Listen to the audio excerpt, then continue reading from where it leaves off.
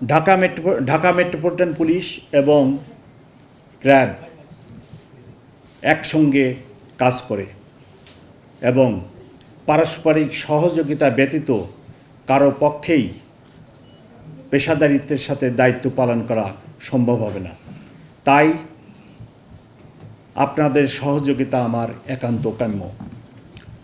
আমি যেহেতু ঢাকা মেট্রোপলিটন পুলিশের পুলিশ কমিশনার হিসেবে যোগদান করেছি,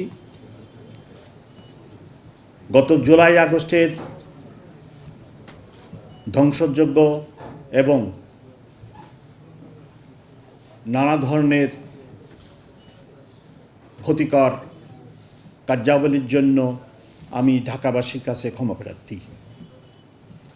আমরা ঢাকা মেট্রোপলিটন পুলিশের সদস্যবৃন্দ নতুন করে ঢাকাবাসীকে সেবা দেওয়ার জন্য প্রতিজ্ঞাবদ্ধ হয়েছি।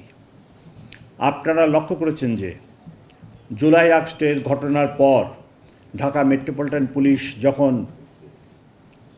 অনেকটা নিষ্ক্রিয় হয়ে যায়, তখন ঢাকাবাসীর জীবন এবং সম্পদ কী পরিমাণ অনিরাপদ হয়ে যায়। আমি আশ্বস্ত করতে চাই, আমার যেনারা সহকর্মী আছেন তাদেরকে সঙ্গে নিয়ে এবং আপনাদের সাহায্য সহযোগিতার নিয়ে ঢাকাবাসীর জান ও মালের হেফাজত করে যাব। আমি ইতিমধ্যেই আমার সহকর্মীবৃন্দুকে শক্ত মেসেজ দিতে সক্ষম হয়েছে যে ঢাকাবাসীর সেবা দানের জন্য কোনোরূপ কার্পণ্যতা করা যাবে না। আগামী 16ই ডিসেম্বর, 25শে ডিসেম্বর এবং ইংরেজি নববর্ষকে কেন্দ্র করে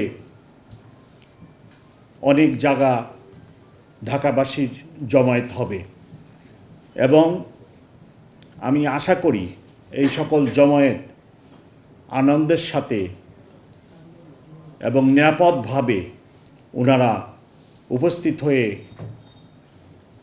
এই দিনগুলি উদযাপন করবে। এখন পর্যন্ত এই সকল অনুষ্ঠানের জন্য নিরাপত্তার কোনো ঘাটতি নেই এবং কোনো আশঙ্কা নেই বলে আমি মনে করি।